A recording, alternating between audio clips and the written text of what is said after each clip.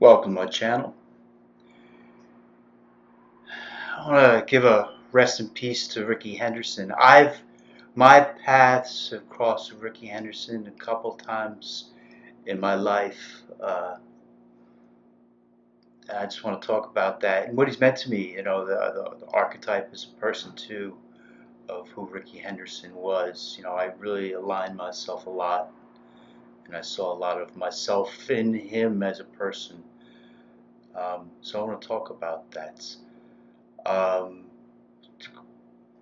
Greatest players ever to play the game, baseball, period. Easily top 5 or 10. Wow, and that's incredible because he did it. He had talent. He had talent. He had God-given talent, but not all the way across the board. A lot of what he achieved, he had to work for. He had the speed. He didn't have the power. He didn't. They said he wasn't a good hitter, and he just was one of the hardest workers ever. He willed himself to being one of the best baseball players ever, and that's what makes him such an icon to be emulated and to be talked about. And that's what we're going to do today. But in the sense that how I'm going to my own life interplayed with his own. And it did right from the beginning.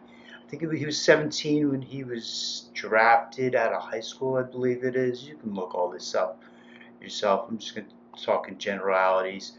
And now my dad used to take me to minor league games. We had a Jersey City Indians was a team, that minor league team that used to play in Jersey City at the old Roosevelt Stadium. Old Roosevelt Stadium is where the Brooklyn Dodgers used to play some of their games. Most of them they play in Brooklyn. Some few games they play in Jersey City at Roosevelt Stadium. And eventually that became a minor league baseball stadium. It was a crappy stadium, but for the Jersey City Indians. And in, I think it was 78, 79, might have been 77 and 78, right around there. Rickey Henderson played 2 years for them. I actually did a little bit of research before doing this, and they were actually called the Jersey City A's at one point, which I had no idea about. And I used to attend the games. I don't remember that. I don't know how I don't remember that, but I was 10 years old, so I was young. Um, but I was there. I was over there in almost every home game, just about. Used to go. Me and my friend Mark used to go. My dad would bring us to the games. My dad was a big baseball fan.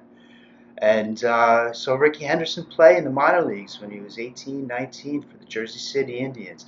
Now, why the Indians? I'm a little shaky on this. My memory is that I know that they were also there was an Indians minor league squad, but it was also a Blue Jays minor league squad, and eventually it also became an A's minor league squad. And I found out that eventually they became the Jersey City A's for a short while with Rickey Henderson playing. And I don't remember that. I was shocked. I did a little bit of research. I was going to do a big long video on Rickey Henderson with showing all graphics and everything. And I just decided to do something off the cuff and more natural and just talk to people about my experience. But in the research, I found out the Jersey City A's, and I'm like, wow, I don't remember that. But I was there. There's no question about it. I actually got his autograph on the Jersey City Indians program. Um, Hopefully, my parents still have it. We'll see. Last I saw it, I was a teenager, and it was in the attic. So that was the last time I saw it, and that was 30, 40 years ago. But yeah, and he was a great player for even at that point. When I saw him, the year I saw him play for the Jersey City Indians, he bat 310 and he had 80 stolen bases that year. So, you knew he was going to be something special. 100 plus stolen bases multiple times. The guy was just that was unheard of. I'm pretty certain he would be the only person to ever get more than 100. Let me know. I'm not an Einstein with stats. I know generalities. I'm pretty certain Lou Brock approached 100 but never got 100 this season. I think he got like I don't remember 80 or 90 max. But Rickey Henderson just blew him away.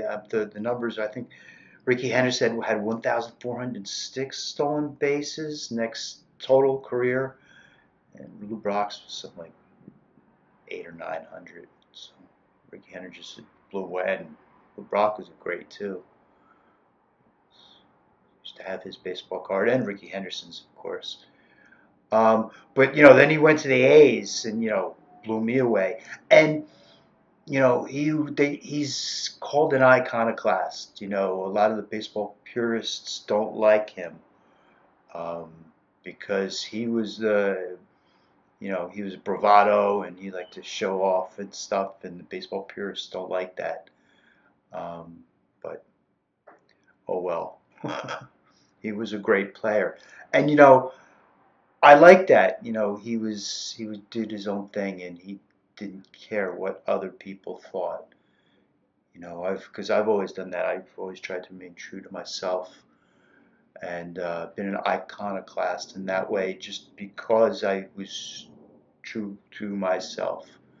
And if I saw the necessity to smash a few icons that's needed to be smashed, I did so. And I still do that to this day. And that's one of the reasons why, Rickey Henderson was an archetype and somebody I really admired as a person, the way he went about what he did. He got a lot of criticism when he beat the stolen base record. He took that base up, and I didn't see it. I don't remember seeing it, but he said I'm the greatest ever or something. Well, yeah, he was. Yeah, and he put in a lot of hard work for that. A lot of people didn't like that about him. He worked for what he achieved, and I just admire him for that. And you know, you shouldn't criticize a person for one moment of egotistical weakness. You know, he's one of the greatest ever, no question about it. What a player! And he won a championship with the A's and the Blue Jays, if I remember correctly. One thing I'll never forget, one part of World Series history, he was Joe Carter's home run. Uh, Joe Carter in the World Series, the Blue Jays and the Phillies.